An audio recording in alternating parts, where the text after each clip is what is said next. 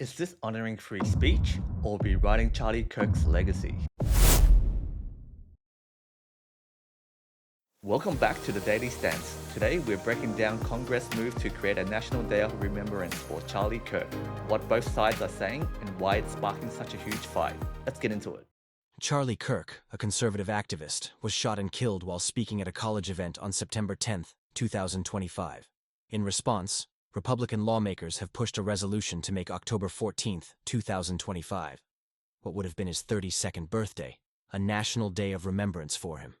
Supporters say it's a way to honor free speech, civic engagement, and the courage it takes to stand up for one's beliefs. They see Kirk as someone who pushed students to think, debate, speak, even when it got tough. They argue this remembrance is a unifying act. Condemning political violence, mourning a life taken, reminding society that killing over politics is unacceptable. Critics say they worry the resolution glosses over Kirk's more controversial moments. Statements many view as bigoted, his views on civil rights, LGBTQ issues, etc. To vote yes may feel like endorsing more than just the tragedy of his death. Some see this as political theater, using a death to push partisan agendas, forcing lawmakers to vote in favor under pressure, or turning a memorial resolution into a statement about who's good or bad politically. My stance. This National Day of Remembrance is worth supporting. Yes, Charlie Kirk was divisive. Yes, he said things a lot of people strongly object to. But death isn't the time for cancel culture. When someone is murdered, especially in a political context, the minimum we owe is respect, not perfect agreement. You can reject or challenge Kirk's viewpoints all day long, and it's valid to critique them. But that doesn't mean you can't also agree that political violence must be denounced, that his death is a loss, that the marketplace of ideas should include people you disagree with. The resolution isn't about making everyone love Charlie Kirk.